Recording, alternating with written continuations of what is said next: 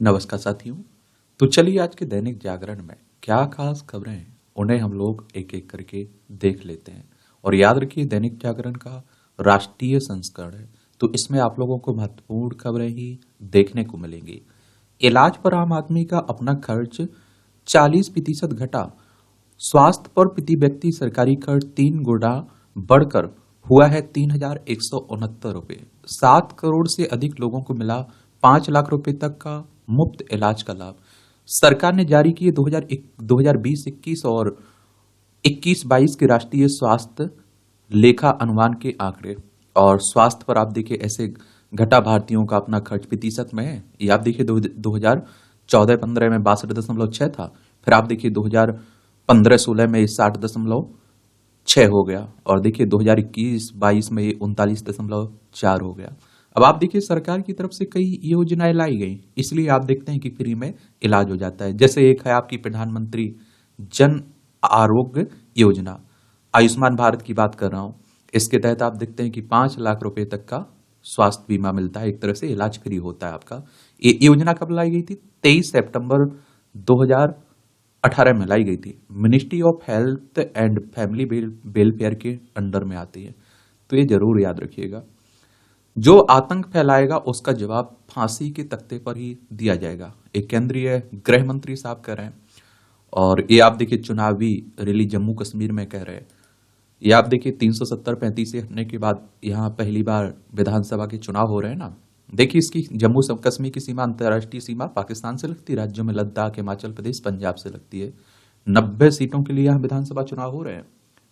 और विधानसभा चुनाव की बात करें तो अगर आपकी उम्र 25 साल है तो आप लोग विधायक का चुनाव लड़ सकते हैं। और विधायक का चुनाव डायरेक्ट जनता यानी कि मतदाताओं के द्वारा होता है। अगर आपकी उम्र 18 साल हो चुकी है तो वोटर सूची में आपका नाम जुड़ चुका होगा और आप लोग वोट डालने भी जाते होंगे। ये चुनाव करवाता कौन है? इलेक्शन कमीशन ऑफ इंडिया, भारतीय निर्वाचन आयोग, एक संवैधानिक संस्था है। संविधान के अनुच्छेद 324 के तहत चुनाव आयोग की स्थापना की बात की गई है। 25 जनवरी 1950 में स्थापना हुई थी। 25 जनवरी को आप लोग मतदाता दिवस मनाते हैं। नई दिल्ली में हेडक्वार्टर देखने को मिलेगा। सुकुमार सेन पहले मुख्य चुनाव आयुक्त थे। महिला किसी धर्म की हो, घरेलू हिंसा कानून सब पर लागू हो, ये सुप्रीम कोर्ट कह रहा है। सुप्रीम कोर्ट ने गुरुवार को एक मामले में सुनवाई करते हुए कहा कि घरेलू हिंसा कानून 2005 पर हर महिला पर लागू होता है, चाहे उस महिला की धार्मिक संबद्धता व सामाजिक पृष्ठभूमि कुछ भी हो। कोर्ट ने भरण पोषण से संबंधित मामले में कर्नाटक हाईकोर्ट के आदेश को चुनौती देने वाली अपील पर यह फैसला सुनाया। सुप्रीम कोर्ट यानी कि हमारी सर्वोच्च अदालत है। संविधान के अनुच्छेद 124 के तहत सुप्रीम कोर्ट की स्थापना की बात की गई है। 28 जनवरी 1950 में स्थापना हुई थी। एक बात और आपको बता दूं, जो समान नागरिक संहिता की बात होती है, यूसीसी की बात होती है ना, इसीलिए होती है कि आप देखिए क्रिमिनल कानून तो सबके लिए बराबर है, जो लेकिन सिविल कानून होते हैं इसमें आप देखते हैं कि अलग धर्म में, अलग जाति समुदाय में अलग अलग देखने को मिलती है। तो उन सबको एक करने की बात हो रही है। अब आप देखिए हमारे पड़ोसी में किसी और धर्म की जाति की महिला रह रही, उसके कुछ और अधिकार हैं। हमारे घर में जो महिला है उसके कुछ और अधिकार हैं। आप समझिए कि भेदभाव, महिलाओं के अधिकारों का तो हनन हो रहा है। तो सबको एक करने की बात की जा रही है। पीएमएलए को ईडी का हथियार नहीं बनने देंगे। पैसे लेकर नौकरी देने का मामला, कहा जमानत के कड़े मानक और मुकदमे में देरी एक साथ नहीं चल सकती है। तमिलनाडु के पूर्व मंत्री सेंथिल बालाजी को मनी लॉन्ड्रिंग के मामले में दी सशर्त जमानत। कहा आरोपित 15 महीने से जेल में है और 3-4 वर्ष ट्रायल पूरा होने की उम्मीद नहीं है। और इसीलिए आप देखते हैं कि मनीष सिसोदिया और अरविंद केजरीवाल को भी जमानत दे दी गई। कोर्ट ने क्या कहा है? ऐसे मामले में भी जिसमें विचाराधीन कैदी के रूप में बहुत लंबे समय तक कारावास में रहने के बाद अदालतों ने अभियुक्त को बिल्कुल बरी कर दिया। ऐसे मामले में अभियुक्त के महत्वपूर्ण वर्ष व्यर्थ हो जाते हैं। बालाजी के बैंक खाते में 1.34 करोड़ रुपए की नगद राशि जमा होने संबंधी प्रथम दृष्टा सामग्री मौजूद है। इसलिए यह मामला बहुत मुश्किल होता है कि पीएमएलए की धारा 44(1)(b के तहत शिकायत में अपील के विरुद्ध कोई प्रथम दृष्टा मामला नहीं है।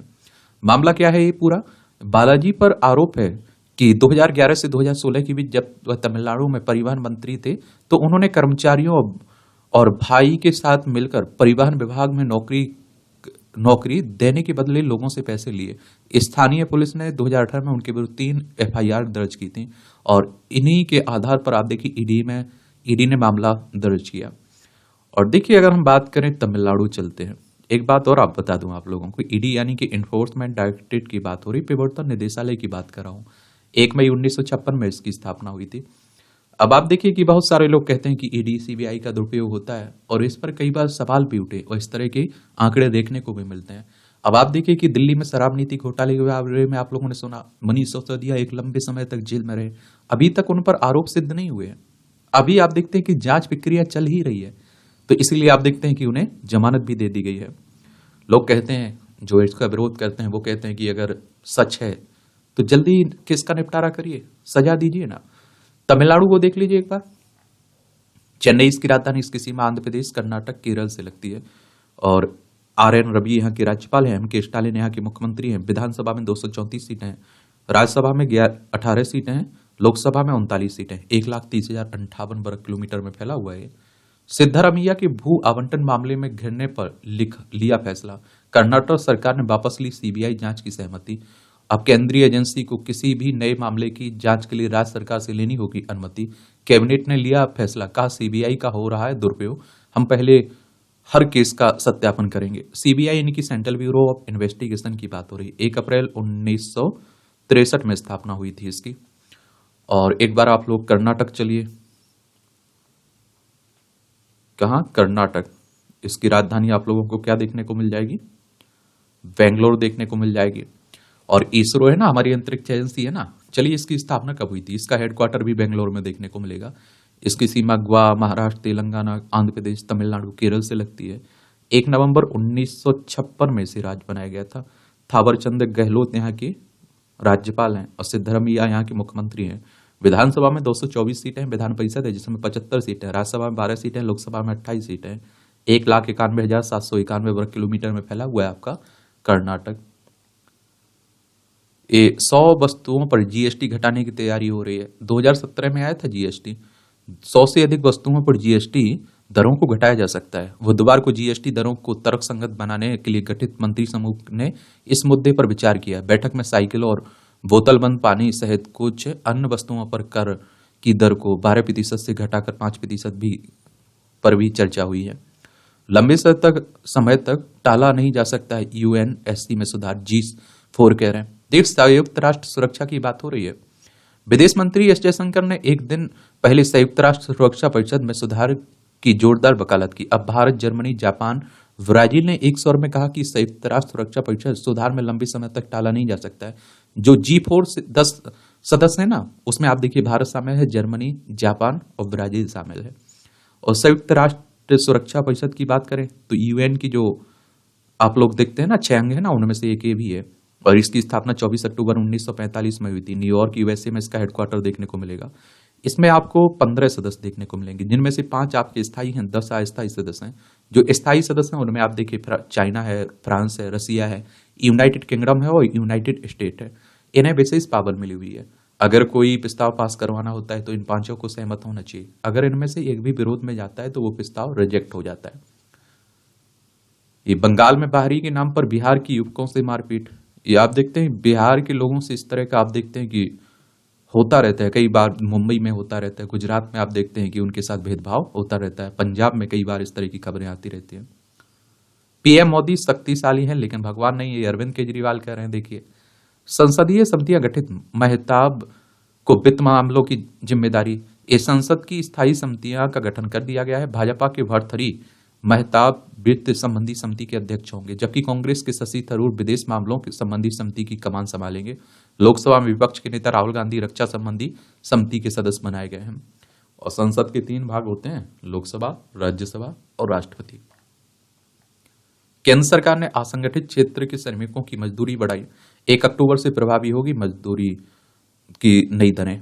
और आप देखिए पिछली बार अप्रैल में किया गया था ये संशोधन। इसमें आप देखते हैं कि 1 अक्टूबर 2024 से प्रभावी होगी। पिछला संशोधन अप्रैल 2024 में किया गया था। संशोधन के बाद भौगोलिक क्षेत्र A में निर्माण, झाड़ू लगाने और साफ सफाई करने, लोडिंग और अनलोडिंग में लगे श्रमिकों की न्यूनतम मजदूरी दर 783 रुपए प्रति दिन है। अब आप देखिए सरकार ने तय कर दी, लेकिन ये मिलती नहीं है। कई जगह आप देखते हैं इससे बहुत कम पैसे में करवाया जाता है काम। यानी कि आप लोग कहिए कि 20,358 रुपए प्रति माह। अर्ध कुशल श्रमिकों के लिए ₹68 प्रति माह, यानी कि 22,568 रुपये प्रति माह होती है। कुशल श्रमिकों के लिए मजदूरी दर ₹994 प्रति दिन, यानी कि 24,800 रुपये प्रति माह, व उच्च कौशल श्रमिकों के लिए 1,035 रुपये प्रति दिन, यानी कि 26,910 रुपये प्रति माह होगी।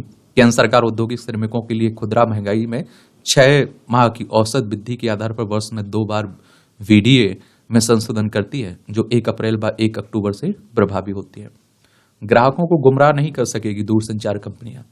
सेवा गुणवत्ता को लेकर ट्राई ने नियमों को किया कड़ा, 1 अक्टूबर से प्रभाव में आएंगे। इलाके के हिसाब से कंपनियों को अपनी साइट पर 2G, 3G और 4G सेवा की देनी होगी जानकारी। कंपनियों के प्रदर्शन की निगरानी मासिक स्तर पर होगी, ताकि कॉल ड्रॉप में लाई जा सकी कमी एक तरह से। और सुरक्षित URL OTT लिंक वाले मैसेज ही ग्राहकों को भेज सकेंगे। ये आपकी राष्ट्रीय राजधानी से जुड़ी खबरें हैं। केंद्र शासित प्रदेश है, दिल्ली की बात हो रही है। विधानसभा में 70 सीटें देखने को मिलेगी, राज्यसभा में 3 है, लोकसभा में 7 सीटें हैं। अतिशी यहाँ की नई मुख्यमंत्री बन चुकी है ना।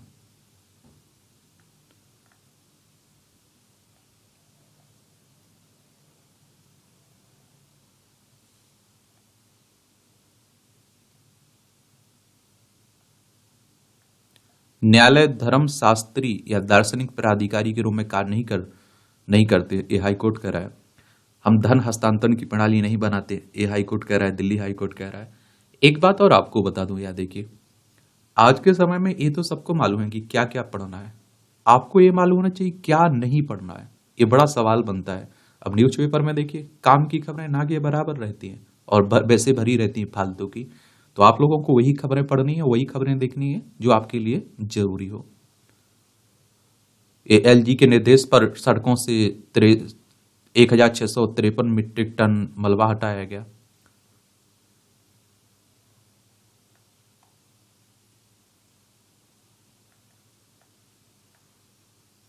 ये बार में महिला सदस्यों के लिए कोषाध्यक्ष आरक्षित करने का आदेश। सुप्रीम कोर्ट ने महिला सदस्यों के लिए आरक्षण की मांग वाली याचिका पर सुनवाई के बाद दिया आदेश। जिला अदालतों के बाद निकायों से भी इसी तरह की व्यवस्था करने का आग्रह करने को कहा है। एक में थी पत्री, डॉक्टर ने निकाली दी दोनों किडनियां। डॉक्टरों की लापरवाही की इस तरह की घटनाएं होती रहती है ना। एक बिहार के कहां से खबर आ रही थी कि यूट्यूब वीडियो देखकर उसने सर्जरी कर दी। आदिवासियों की कोरी चिंता, कागज में सिमटा रहा पैसा कानून। ये अधिसूचित 10 राज्यों में से सिर्फ 3 राज्यों में 2014 से पहले लागू हो सका 1996 का कानून। राष्ट्रीय कॉन्फ्रेंस में उभरी चिंता, अब भी कानून के तहत मिले अधिकारों से अनजान है आदिवासी। और ये आप देखिए, यह राज्यों का रुख, राज्य प्राविधान अंगीकार करने का वर्ष और नियमावली अधिसूचित करने का वर्ष। आंध्र प्रदेश 1998 में 2011, राजस्थान 1999 2011, हिमाचल प्रदेश 2004 2011, महाराष्ट्र में 2003 में 2014 में, गुजरात में 1998 2017 में, छत्तीसगढ़ में 1997 में 2022 में, मध्य प्रदेश में 1997 में 2022 में। ये आप देखिए, झारखंड 2011 से 2023 में नियमावली का मसौदा अधिसूचित किया है। उड़ीसा ने 1997 से 2023 में नियमावली का मसौदा अधिसूचित किया है। तेलंगाना ने 2014 में अलग राज्य बनने पर आंध्र प्रदेश की 2011 की नियमावली को अधिसूचित किया है।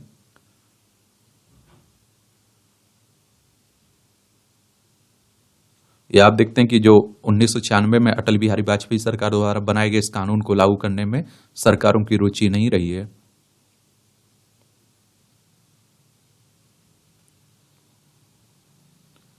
स्वच्छ भारत मिशन से हर साल बच रही है 60 से 70 हजार बच्चों की जान। वित्त मंत्रालय ने दी जानकारी, विभिन्न सर्वे का दिया हवाला। मिशन से डायरिया जैसी बीमारियों और कुपोषण में कमी आई है। मैं आप लोगों से पहले भी कर चुका हूं कि आप लोगों को क्या करना है कि, और इस कार्यक्रम को 2014 से शुरू किया गया था ना, तो स्वच्छ भारत मिशन की जब आप लोग उपलब्धियां गिना रहे हो तो इसका भी आप लोग वहां उल्लेख कर सकते हैं सरकार की पहल के रूप में। ठीक है,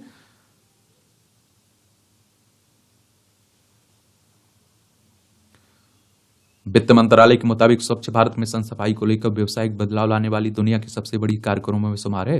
इस कार्यक्रम के तहत वर्ष 2014 से लेकर अब तक 1.4 लाख करोड़ रुपए की लागत से 11.7 करोड़ शौचालय बनाए गए हैं, और जिससे खुले में शौच को आदत खत्म हो गई है। और आप देखिए कि जो शौचालय बनाए गए इसके बहुत सारे फायदे हैं। आप देखिए, महिलाओं के लिए तो मुझे लगता है फायदे ही फायदे हैं। आप देखते हैं कि वो हिचकती थी बाहर जाने से, आप देखते हैं कि उन्हें बाहर निकलने में परेशानी भी होती थी, बहुत सारी बीमारियां से भी पीड़ित हो जाती थी।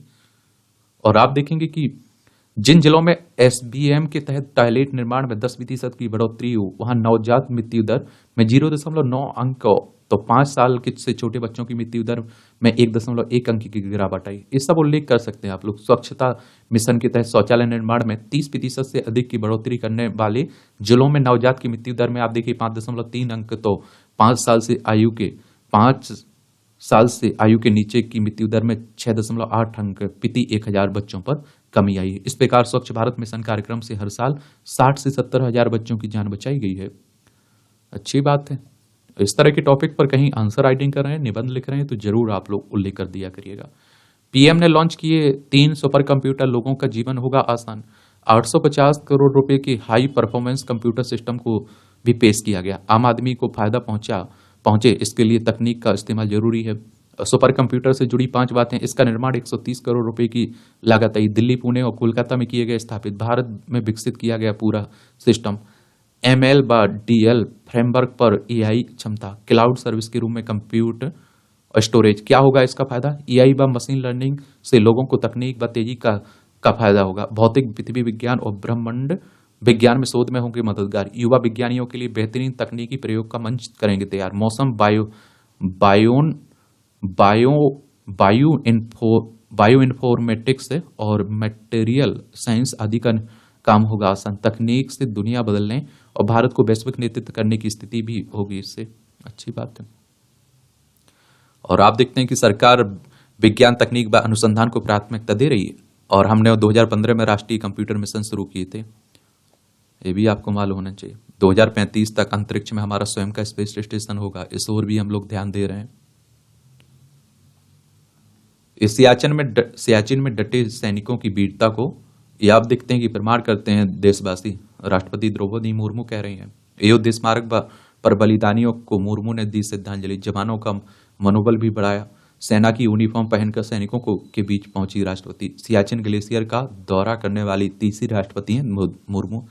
और देखिए एक बात और आपको मालूम होना चाहिए, वैसे ये आप लोगों को मालूम होना चाहिए, एपीजे अब्दुल कलाम ने अप्रैल 2004 में, रामनाथ कोविंद ने 2018 में यहाँ आधार शिविर गए थे। और जाना चाहिए, देखिए कम से कम हमारे सैनिकों का मनोबल तो बढ़ता रहे। भ्रष्टाचार के खिलाफ लड़ाई में बड़ा भारत का कद। ग्लोबल ई में मिली आप देखते हैं कि जगह। बीजिंग में ग्लोबल नेटवर्क की 15 सदस्यीय संचालन समिति में भारत का चयन हुआ। भारत भ्रष्टाचार के खिलाफ वैश्विक एजेंडे को आकार देने में निभाएगा महत्वपूर्ण भूमिका।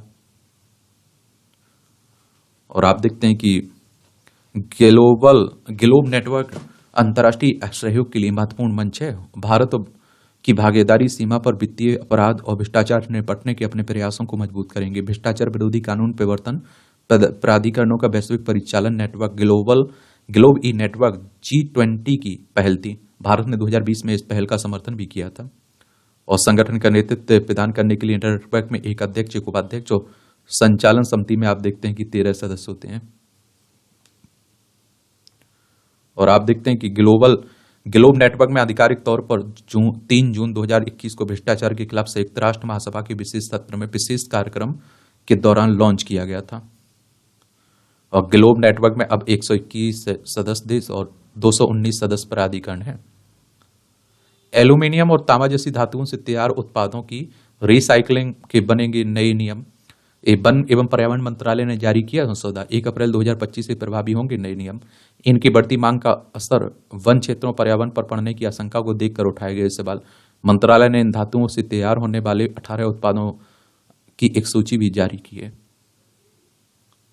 पौधारोपण से जुड़े एक पेड़ मां के नाम अभियान में उत्तर प्रदेश रहा सबसे अधिक। तेलंगाना, गुजरात और मध्य प्रदेश ने भी लक्ष्य से अधिक पौधे रोपे। बंगाल, दिल्ली, तमिलनाडु ने नहीं दिखाई रुचि, लक्ष्य से रहे काफी पीछे।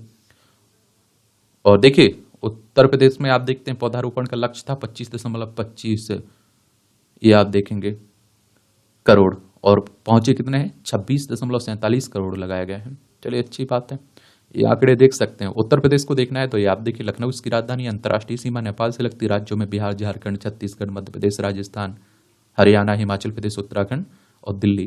8 राज्यों से लगती है और एक केंद्र शासित प्रदेश से लगती है। विधानसभा में 70 कितनी सीटें हैं? 403 सीटें हैं। विधान परिषद है जिसमें 100 सीटें हैं, राज्यसभा में 31 सीटें हैं, लोकसभा में 80 सीटें हैं। योगी आदित्यनाथ यहाँ के चीफ मिनिस्टर देखने को मिलेंगी। अरुणाचल प्रदेश नागालैंड के लिए 6 और महीने में बड़ा अपस्पा। ये आप देखिए सशक्त बल जो विशेषाधिकार कानून है ना 1958, उसी की बात हो रही है। ये आप देखते हैं कि सशक्त बल विशेषाधिकार कानून 1958 अपस्पा के तहत केंद्र सरकार राज्यपाल की रिपोर्ट के आधार पर किसी राज्य या क्षेत्र को अशांत घोषित कर वहां केंद्रीय सुरक्षा बलों को तैनात करती है। अपस्पा के तहत सशक्त बलों को कहीं भी अभियान चलाने और बिना पूर्व वारंट के किसी को भी गिरफ्तार करने की का अधिकार प्राप्त है। देख लीजिए अरुणाचल प्रदेश ईटानगर इसकी राजधानी देखने को मिलेगी आपको। और इसकी सीमा आप देखिए, अंतर्राष्ट्रीय सीमा चाइना से लगती है, भूटान से लगती है और म्यांमार से लगती है। और राज्यों में आप देखते हैं असम नागालैंड से लगती है। इसे राज्य बनाया गया था 20 फरवरी 1987 में। पेमा खांडू यहाँ के मुख्यमंत्री हैं। विधानसभा में 60 सीटें हैं, राज्यसभा में 1 सीट है, लोकसभा में 2 सीटें। 83,743 वर्ग किलोमीटर में फैला हुआ है। और नागालैंड देख लीजिए, ये आप देखिए नागालैंड देखने को मिल जाएगा आपको। कोहिमा इसकी राजधानी है। और इसकी सीमा आप देखिए अरुणाचल प्रदेश, असम, मणिपुर से लगती है। अंतर्राष्ट्रीय सीमा इसकी म्यांमार से लगती है। और इसे राज्य आप देखते हैं 1 दिसंबर 1963 में बना था। नेफ्यू रियो यहाँ की आप देखते हैं कि क्या है, मुख्यमंत्री है। विधानसभा में 60 सीटें हैं, राज्यसभा में 1 सीट है, लोकसभा में 1 सीट है। 16,579 वर्ग किलोमीटर में फैला हुआ है आपका अरुणाचल प्रदेश। राजनीतिक दल की तरह हो गई है इंडियन रोड कांग्रेस। ये केंद्रीय मंत्री बोले सड़क और पुल निर्माण की गुणवत्ता में पूरी दुनिया में एक सहता हो। कहाँ लापरवाह अफसरों, इंजीनियरों और ठेकेदारों पर कार्रवाई का विश्व रिकॉर्ड बनाएंगे। सबसे अच्छा काम नितिन गडकरी साहब का ही लगता है सबको, अच्छा काम करते हैं ना। अभी आपकी राजनीति से जुड़ी हुई खबरें हैं। हरियाणा और जम्मू कश्मीर में चुनाव हो रहे हैं ना, तो उसी को लेकर आप देखें एक दूसरे पर आरोप प्रत्यारोप चल रहा है। खूब राजनीति की बातें हो रही हैं। और मैं आप लोगों से कहता भी हूं कि नेताओं से ज्यादा नैतिकता की उम्मीद मत किया करिएगा।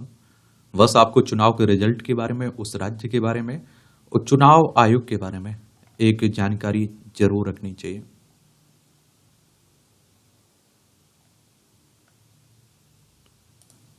खान पान की दुकानों की पहचान के अपने मंत्री के फैसले को हिमाचल सरकार ने पलटा। हिमाचल सरकार के प्रवक्ता बोले कि स्ट्रीट वेंडर्स नीति हो रही तैयार, नहीं लिया ऐसा कोई निर्णय।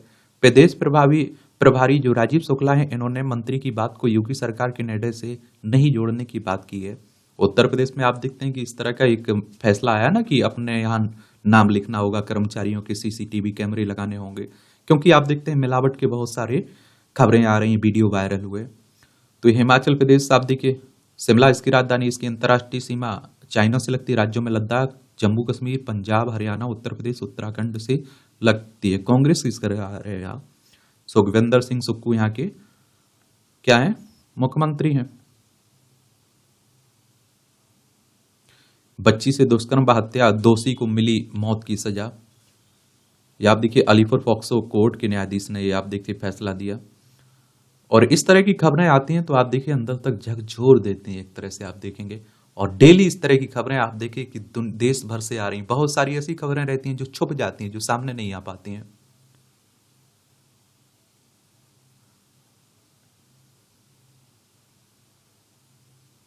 या आप देखिए शिवाजी की प्रतिमा भी गिरी थी ना महाराष्ट्र में, तो डिजाइन गलत था, सरकार को सौंपी गई रिपोर्ट इसमें।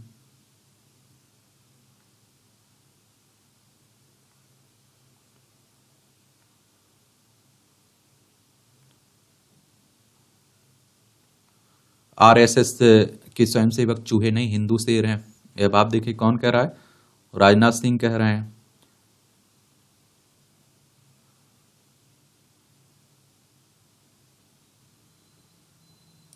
सेना की गोपनीय सूचनाएं पाक भेजने वाले को 5 वर्ष की सजा हुई है। अब आप देखिए खाते यहाँ का है और गाते कहीं और का है।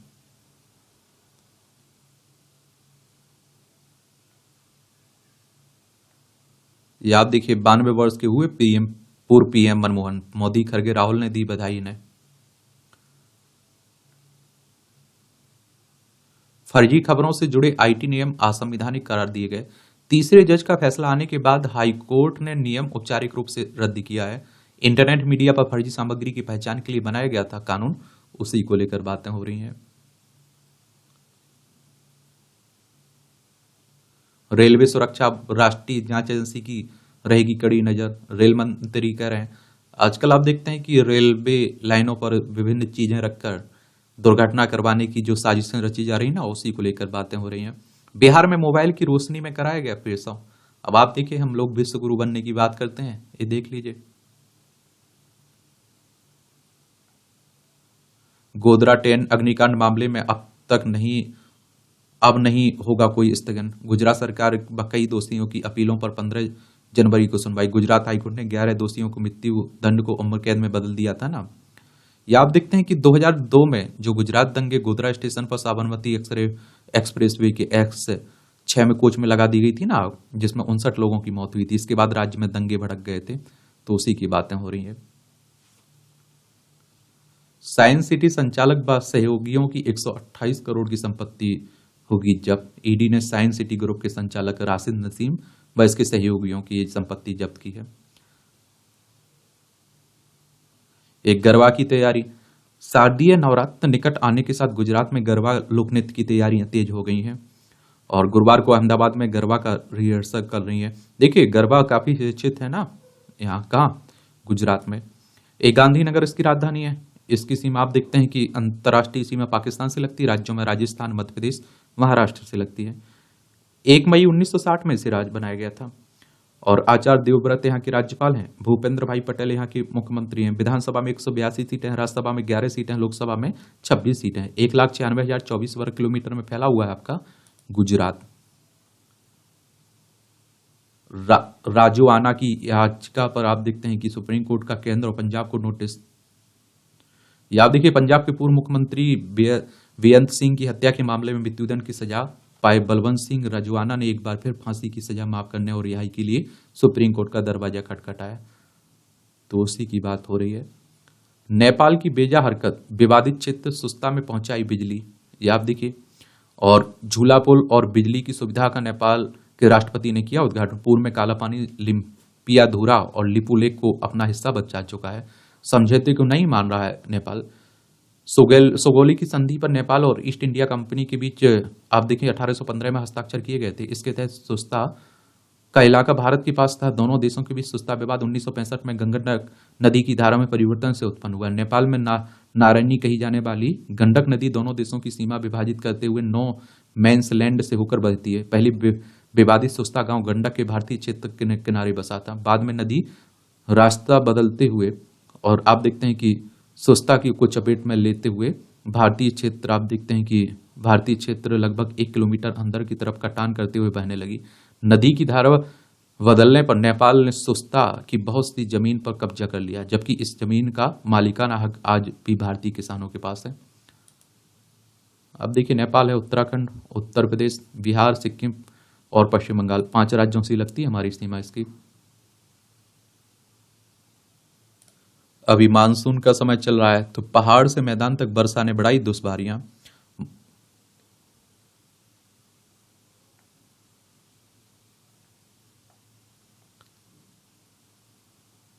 ये तेलंगाना में सीआरपीएफ कैंप पर नक्सलियों ने दागे गोले।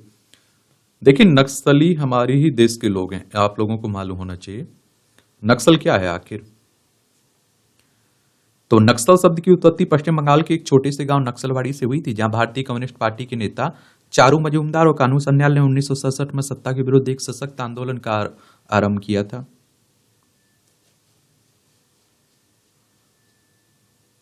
मानहानि मामले में आप देखिए, सांसद संजय राउत को 15 दिन साधारण कैद की सजा, 25,000 रुपए की जुर्माने भी लगाया गया है। एक और बात बता दूं, मानहानि कहने का मतलब होता है किसी के बारे में आप कुछ कहते हैं और उससे आप देखते हैं उसकी छवि को नुकसान होता है, तो वो मानहानि का मामला दर्ज करवा सकता है।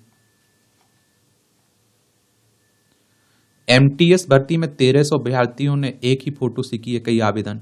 एआई की मदद से एसएससी की एमटीएस हवलदार भर्ती परीक्षा में पकड़ी गई धांधली। कर्मचारी चयन आयोग की बात हो रही है, देख रहे हैं। गुणवत्ता के पैमाने पर खरी नहीं, 50 से अधिक दबाएं। ये कौन कह रहा है? आप देखिए, केंद्रीय औषधि मानक नियंत्रण संगठन कह रहा है एंटीबायोटिक, दर्द, विटामिन, मधुमेह, रक्तचाप में ली जाने वाली दवाएं परीक्षण के दौरान कुछ दवाएं नकली या एक समान मात्रा वाली नहीं मिली हैं। अब आप देखेंगे कि अब सोचिए कि लोगों की जिंदगी से, आम लोगों की जिंदगी से खेला जा रहा है एक तरह से। फर्जी दवाएं आप देखते हैं कि नकली दवाएं भी चल जाती हैं। आधार पैन का ब्यौरा देने वाली वेबसाइट ब्लॉक। सरकार ने कहा व्यक्तिगत डाटा की सुरक्षा को देते हैं सर्वोच्च प्राथमिकता। CERT इन ने इन वेबसाइट पर पाई थी सुरक्षा खामियां।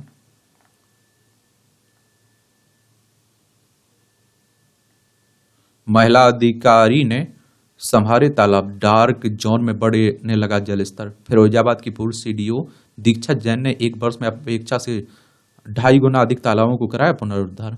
अच्छी पहल है। मैं कहता हूं कि अगर सरकार, आपके अधिकारी, प्रशासन ईमानदारी से कर्तव्य करने लगे ना, अपना धर्म निभाने लगे ना, अपना कर्तव्य निभाने लगे ना, तो बहुत सारी समस्याओं का समाधान बड़े अच्छे से किया जा सकता है। 3.95 करोड़ रोजगार सृजित करेगा पर्यटन क्षेत्र। और देखिए, पर्यटन क्षेत्र हमारी अर्थव्यवस्था में एक बड़ा योगदान भी देता है। तो टेक्नोलॉजी डिजिटल टैलेंट समाधान प्रदाता NLB सर्विस ने ताजा रिपोर्ट में कहा कि इस वर्ष अंत तक भारत का पर्यटन क्षेत्र 3.95 करोड़ रोजगार सृजित करेगा। नवीकरणीय ऊर्जा में आत्मनिर्भर बनने की मंजिल अभी बहुत दूर है। एक दशक में सोलर PV मॉड्यूल निर्माण की क्षमता 22 गुना बढ़ी, फिर भी चीन पर निर्भरता नहीं घटी। सौर ऊर्जा संयंत्रों में 80% से ज्यादा चीनी निर्मित मशीनों और प्रौद्योगिकी का हो रहा है प्रयोग। 60% सोलर PV मॉड्यूल अभी भी चीन से आयात कर रहा है भारत। 24,000 करोड़ का प्रोत्साहन दिया गया सरकार ने सोलर PV मॉड्यूल निर्माण के लिए। अलग अलग सेक्टर को प्रोत्साहन देने की मांग भी हो रही है। दूसरी छमाही में 6.61 लाख करोड़ रुपए उधार लेगी सरकार। स्विगी ने IPO के लिए जमा किए नए दस्तावेज। ये आप देखते हैं बायकॉम 18 के बोर्ड से जुड़े नीता व आकाश अंबानी। स्पाइस जेट ने अगस्त तक बकाया वेतन दिया। या आप देखिए 3 कार्य दिवस में सूचीबद्ध होगी डेट सिक्योरिटीज। 100 वस्तुओं पर GST घटाने की जो बातें हो रही हैं। भारत चालू वित्त वर्ष में 6.5 से 7% वृद्धि दर हासिल करने को तैयार है। वित्त मंत्रालय ने अगस्त की मासिक रिपोर्ट में कहा वैश्विक आर्थिक संभावनाओं में जारी अनिश्चितता को दूर करना एक चुनौती है। या आप देखिए वैश्विक इनोवेशन इंडेक्स में 39वें स्थान पर पहुंचा भारत। वैश्विक इनोवेशन इंडेक्स 2024 में भारत एक अंक की छलांग के साथ 133 अर्थव्यवस्थाओं में 39वें स्थान पर हो। और वर्ल्ड इंटेलेक्चुअल प्रॉपर्टी ऑर्गेनाइजेशन के इस इंडेक्स में भारत पिछले वर्ष से 40वें स्थान पर। वाणिज्य एवं उद्योग मंत्री पीयूष गोयल ने एक पोस्ट में यह जानकारी देते हुए कहा है कि भारत का इनोवेशन परिदृश्य हमारे इनोवेशन और उद्यमियों से समर्थित होकर लगातार बढ़ रहा है। हम लोग 139वें स्थान पर पहुंचे हैं और 133 देशों में। और एक किसके द्वारा रिपोर्ट जारी की गई है? World intellectual property organisation. ये जरूर याद रखा करिएगा। 19% तक घट सकता है पॉलिश हीरे का निर्यात। देखिए, निर्यात का मतलब होता है कुछ बेच रहे हैं, आयात का मतलब होता है कुछ खरीद रहे हैं। बीते तिमाही के दौरान घरों की बिक्री में 11% की गिरावट हुई है। और आप देखिए जुलाई सितंबर 2024 के दौरान 7 प्रमुख शहरों में 1.07 लाख घरों की बिक्री हुई है। इस दौरान औसत मूल्य 23% बढ़ा। एथनॉल और चीनी का न्यूनतम बिक्री मूल्य बढ़ाने पर विचार हो रहा है। एशियाई तेजी से फिर नए शिखर पर घरेलू शेयर बाजार। ये 666 अंक बढ़कर 85,836 के सर्वकालिक उच्च स्तर पर बंद हुआ। सेंसेक्स 211 अंक की बढ़ोतरी के साथ 26,200 के पार पहुंचा। NSE का निफ्टी 224 कंपनियों ने IPO से आप देखते हैं कि ये 12.2 अरब डॉलर जुटाए हैं। कॉक्स एंड किंग्स के निदेशक के खिलाफ धोखाधड़ी का मामला दर्ज हुआ CBI ने यस बैंक की शिकायत पर। ये आगरा तक कार से सफर के लिए 430 रुपए की जगह देना होगा 487 रुपए बढ़ा दिए गए ना। ये आपकी अंतर्राष्ट्रीय खबरें हैं। आप देख रहे हैं कि इजराइल ने लेबनान में लड़ाई रोकने का अमेरिकी प्रस्ताव नकारा। ये आप देख रहे हैं कि अभी दुनिया भर में बड़ा अशांति फैली हुई है।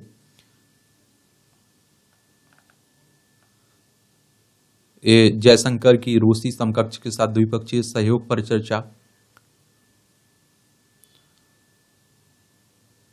अमेरिका में फिर मंदिर को बनाया गया निशाना। कैलिफोर्निया में मंदिर की दीवारों पर लिखा हिंदू वापस जाओ। अमेरिका में 10 दिन के भीतर इस तरह की दूसरी घटना है। कनाडा में ट्रूडो सरकार ने जीता विश्वास मत। लश्कर जैश समेत आतंकी संगठनों के खिलाफ ठोस कार्रवाई करेगा ISBS। और भारत, ब्राजील, दक्षिण अफ्रीका के समूह ने एक बैठक में लिया संकल्प, अंतर्राष्ट्रीय कानून के हिसाब से की जाएगी आतंकियों के खिलाफ लड़ाई। ये पूर्वी लद्दाख में भारत के साथ गतिरोध दूर करने को लगातार प्रयासरत है, चाइना कह रहा है। रक्षा मंत्रालय के प्रवक्ता ने कहा दोनों पक्ष राजनयिक और सैन्य चैनलों के माध्यम से संचार बनाए हुए हैं। अरुणाचल प्रदेश के मुद्दे को भी हल करने पर दोनों देशों की भी सहमति बनी है। आईएमएफ ने पाकिस्तान के लिए $7 अरब का बेल आउट पैकेज मंजूर किया है। देखिए, आईएमएफ की बात करें तो अंतर्राष्ट्रीय वित्तीय संस्थान है। अंतर्राष्ट्रीय मुद्रा कोष की बात कर रहा हूँ, इंटरनेशनल मॉनेटरी फंड की। इसकी स्थापना की बात करें तो जुलाई 1944 में हुई थी। वॉशिंगटन डीसी में इसका हेडक्वार्टर देखने को मिलेगा। चलिए, इसमें कितने आप देखते हैं कि मेंबर हैं, ये आप लोग बताइए। ये जापान में पीएम का चुनाव आज, और 9 उम्मीदवार मैदान में हैं। टोक्यो की बात हो रही, राजधानी है टोक्यो।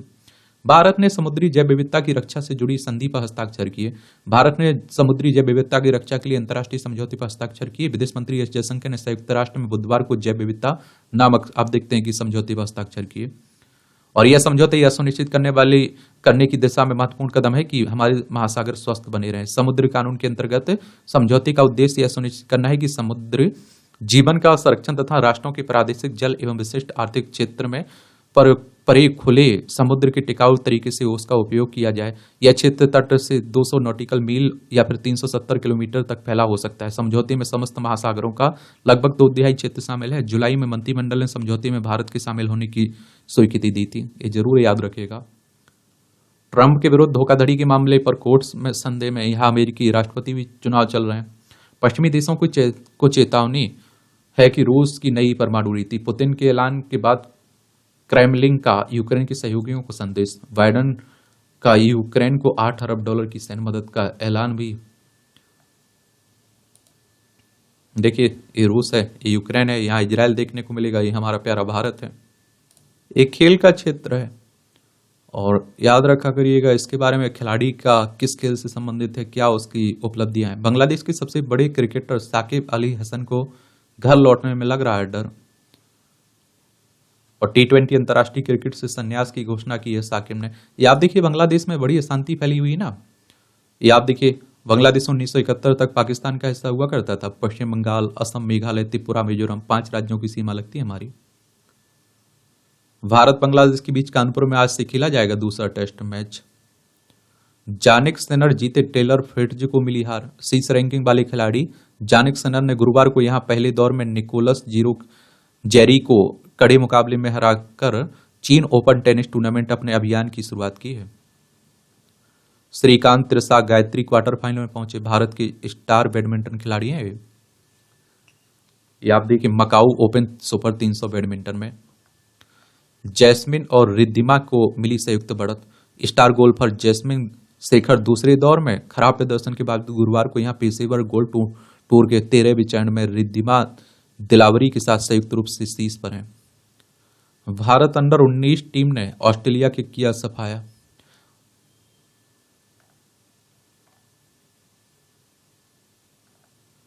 पीएम मोदी ने एआई और भारत की खेल शक्ति पर चर्चा की। देखिए, प्रधानमंत्री नरेंद्र मोदी ने 45वें फिडे शतरंज ओलंपियाड के स्वर्ण पदक विजेता खिलाड़ियों से दबाव भरे टूर्नामेंट में उनकी मानसिकता को समझने का प्रयास किया है।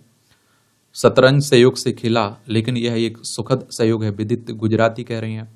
बार्सिलोना की ला लीगा में लगातार 7वीं जीत।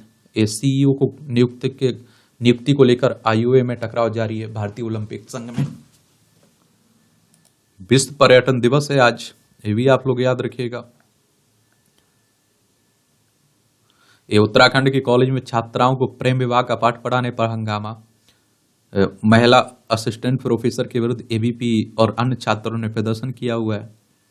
रुद्रप्रयाग में सोन प्रयाग गौरीकुंड के बीच नियम तोड़कर ढोए जा रहे हैं तीर्थयात्री।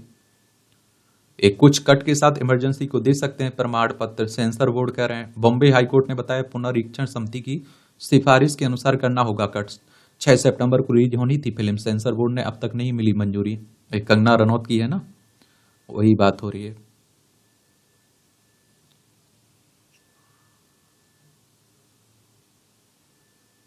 एआरओ पेपर लीक में पूर्व प्रिंसिपल गिरफ्तार हो चुका है। ये मंदिरों को सरकार ने नियंत्रण से मुक्त कराने को मुखर हुए रामनगरी के संत। यहां भी आप लोगों को जनरल नॉलेज की जानकारी मिल जाती है, परीक्षा के पॉइंट भी पॉइंट मिल जाते हैं। यात्री ट्रेन खींचने के लिए किया गया भाप इंजन का इस्तेमाल। 1825 में आज ही इंग्लैंड में लोकोमोशन नंबर 1 यात्री ट्रेन खींचने वाला पहला भाप इंजन था।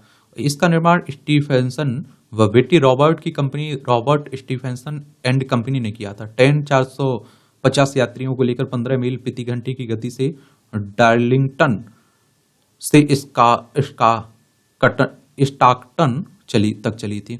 अल्बर्ट आइंस्टीन ने ई बराबर mc स्क्वायर का सिद्धांत पेश किया। 1905 में आज ही अल्बर्ट आइंस्टाइन ने ई बराबर mc स्क्वायर का सिद्धांत पेश किया। सिद्धांत बताया कि ऊर्जा और द्रव्यमान पदार्थ अलग अलग रूपों में एक ही चीज है और कैसे पदार्थ को ऊर्जा में परिवर्तित किया जा सकता है। इसी समीकरण में ने परमाणु ऊर्जा को संभव बनाया।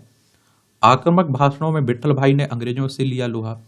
इस स्वतंत्रता सेनानी विट्ठल भाई पटेल का जन्म 1873 में आज ही गुजरात में हुआ था। पेशेवर जीवन की शुरुआत वकालत से की। 1915 में कांग्रेस से जुड़ गए। अंग्रेजों के विरुद्ध आक्रामक भाषणों के जरिए अपार जमोर समर्थन हासिल किया। 1923 में आप देखते हैं कि कांग्रेस की नीतियों से असहमत होकर कांग्रेस से इस्तीफा देकर स्वराज पार्टी की स्थापना की। 1925 में केंद्रीय विधानसभा के अध्यक्ष बने और अपने कार्यों से विरोधियों में भी लोकप्रिय हो गया। 1930 में अंग्रेजों के विरुद्ध अध्यक्ष पद से इस्तीफा दे दिया था।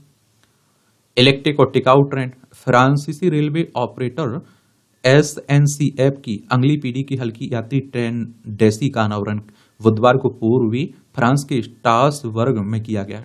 डेसी ट्रेन के 2027 में ग्रामीण रेलवे लाइनों पर सेवा में आने की उम्मीद है, जो कम घनत्व वाले क्षेत्रों के लिए 100% इलेक्ट्रिक और टिकाऊ परिवहन समाधान प्रदान करेगी। इसमें पारंपरिक ट्रेनों की तुलना में 60% कम खर्च में परिचालन लागत होगी। इसकी अच्छी बात है। उत्तराखंड में बर्फ की मात्रा 30 सालों में 36.75% घटी है। बर्फ की मोटी चादर हो रही पतली। जलवायु परिवर्तन और गर्मी के प्रभाव से स्नो लाइन भी सरक रही है। और देखिए, जलवायु परिवर्तन का गर्मी का हर जगह प्रभाव पड़ रहा है। मिजोरम विश्वविद्यालय की ओर से उत्तराखंड के ग्लेशियरों में बर्फ की बदलती स्थिति पर किया गया अध्ययन। बर्फ की स्थिति आप देखिए प्रतिशत में। बर्फ की मोटी चादर में कमी आप देखिए 69.73। बर्फ की पतली चादर में बढ़ोतरी 80.71। बर्फ की मात्रा में कुल कमी 36.75। शोध के प्रमुख बिंदु: गंगोत्री राष्ट्रीय उद्यान, ऊपरी भागीरथी जलग्रही क्षेत्र और टॉन्स नदी बेसिन में बर्फ की चादर के नुकसान और विखंडन की स्थिति। इन क्षेत्रों में अल्प समय में बर्फ के बनने और पिघलने की गति तेज हुई है। केदारनाथ के ऊपरी क्षेत्रों में भी बर्फ की मोटी चादर तेजी से कम हो रही है। ग्लेशियरों में आ रहे बदलाव के कारण कृषि के लिए जल उपलब्धता में कमी लेकर आ सकती है। अचानक बाढ़ और भूस्खलन की घटनाओं में तीव्रता आएगी और नैनीताल क्षेत्र में बर्फ की आवृत्ति में कमी पाई गई। डिप्रेशन की दवाओं की तुलना में मैजिक मशरूम का काफी लाभ है। अनुसंधान कर रहे हैं सप्ताहांत में व्यायाम करना भी सेहत के लिए कारगर है। ऐसा करने से लोगों में 200 से अधिक बीमारियों के विकसित होने का जोखिम हो सकता है कम। हृदय संबंधी बीमारियों के खतरे को कम करने के लिए सप्ताहांत में व्यायाम करना भी फायदेमंद है। जब पास्ता बनाने के लिए घर में घुसी चोरनी, देख लीजिए वॉशिंगटन USA की खबर है। ये आप देखिए मूवियों से जुड़ी खबरें, पढ़ना हो तो पढ़ सकते हैं, छोड़ना हो तो छोड़ सकते हैं। और इस तरह से आप देखेंगे आज के न्यूज़पेपर में जो न्यूज वाला सेक्शन है, जो करंट की खबरें हैं, इनकी कहानी खत्म होती है। आप लोग पढ़ते रहिए, एंजॉय करते रहिए। आपका कोई सवाल हो, मेरे लिए सुझाव हो, तो आप लोग जरूर बताइएगा। मेरी तरफ से शुभकामनाएं। ईमानदारी से मेहनत करिए, आप लोग जी तोड़ मेहनत करिए, मैं यही कहूँगा। ठीक है, धन्यवाद।